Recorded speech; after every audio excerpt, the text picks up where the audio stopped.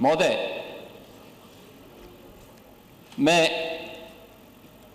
कुछ ध्यान आकर्षित करना चाहूंगा आप सबका। 1947 स्वतंत्र भारत में जो भारत की जो जीडीपी थी, उसकी हिस्सेदारी थी, स्वतंत्रता के समय भारत का जो वैश्विक वह 2% से भी कम रह गई थी। फिर भी जनसंख्या और ऐतिहासिक विरासत के बल पर भारत दुनिया की उस समय छठी सबसे बड़ी अर्थव्यवस्था थी 1947-1950 के पास। 1960 में भारत 10वें स्थान पर था। 1980 और 2014 के तक भारत 11वें स्थान पर गया और 2014 में देश का भाग्योदय होता है, से नरेंद्र मोदी जी देश के प्रधानमंत्री बनते हैं।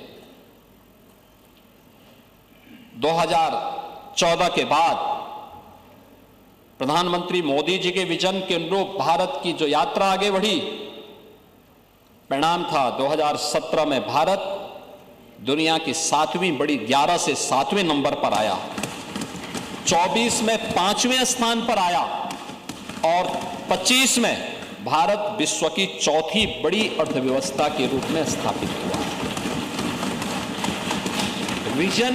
विजन डॉक्यूमेंट और विजन का मतलब क्या होता है? यह है यात्रा।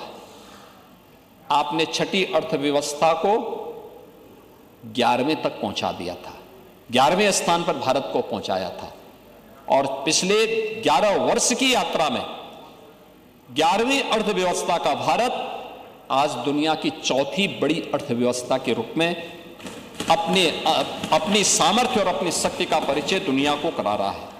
महोदय, अब उत्तर प्रदेश की भी आप देखें, 1947 से 2017 के बाद 17 तक जो स्थितियां थी उत्तर प्रदेश के अंदर, बीच के कुछ कालखंडों को छोड़ दें तो शेष समय क्या स्थिति थी?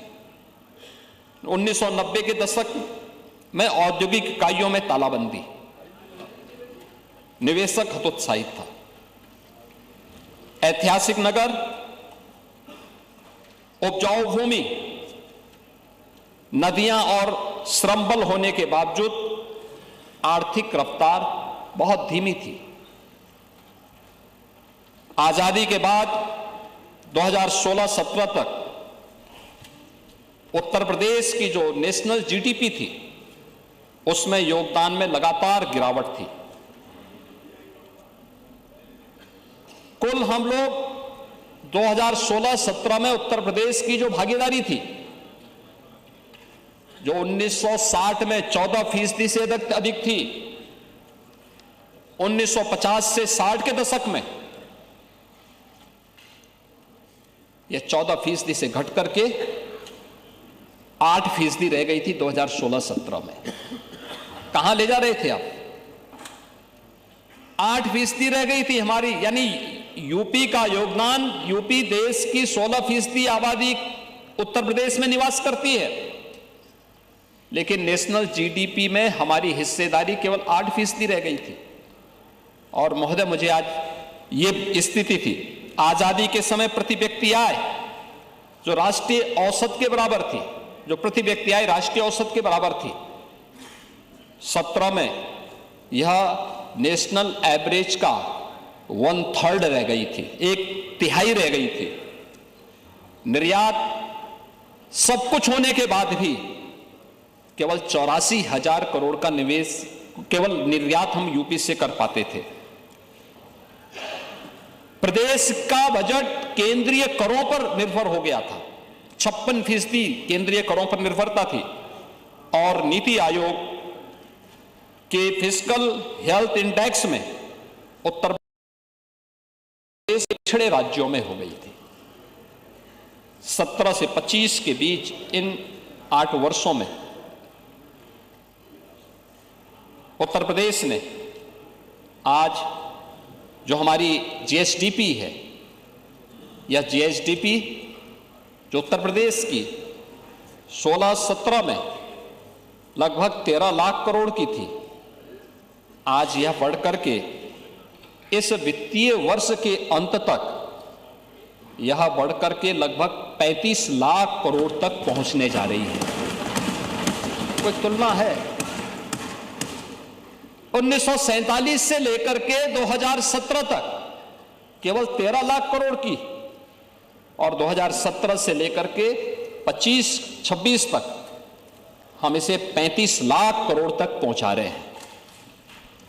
उत्तर प्रदेश का जीडीपी में योगदान, जो केवल 8% रह गया था, 50 के दशक में जो 14% था, 2016-17 में रहकर केवल 8% रह गया था, आज इसे हम 9.5% तक पहुंचाने में फिर सफल हुए हैं।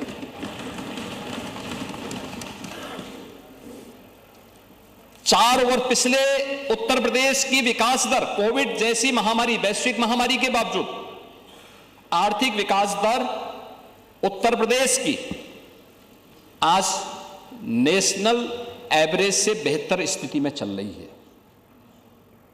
15.9% की विकास दर के साथ उत्तर प्रदेश आगे चल रहा है। प्रति व्यक्ति आय 43,000 करोड़ रुपए से बढ़कर के इस वित्तीय वर्ष में 1,20,000 करोड़ तक ये पहुंच चुकी है। और मेरा ये मानना है कि उत्तर प्रदेश में संभावना है, आज हम इसको आगे बढ़ाएंगे।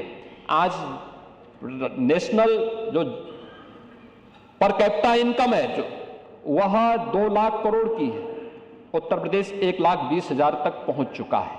और मेरा मानना है कि उत्तर प्रदेश में संभावना है, और इसीलिए जो हमारा एक्सपोर्ट था 84,000 करोड़ से बढ़कर के 1,86,000 करोड़ पार कर रहा है, और बजट 3-3.25 लाख करोड़ से बढ़कर के 8,08,000 करोड़ इस वर्ष हम लोगों ने प्रस्तुत किया है। केंद्रीय करों पर निर्भरता 56% से घटकर के 46% रह गई है। राज्य की हिस्सेदारी भी हर एक क्षेत्र में आगे बढ़ी है। स्टेट एक्साइज 52 यानी 12,000 से बढ़कर के यह 60,000 तक पहुंचने जा रही है। और नीति आयोग के फिस्कल हेल्थ इंडेक्स में 8.9 अंकों का सुधार हुआ है। प्रदेश फ्रंट रनर स्टेट का दर्जा प्रदेश को हासिल हुआ है, और पिछले 5 वर्षों में यूपी अब बीमारू नहीं, रेवेन्यू सरप्लस स्टेट के रूप में अपने आप को स्थापित कर रहा है।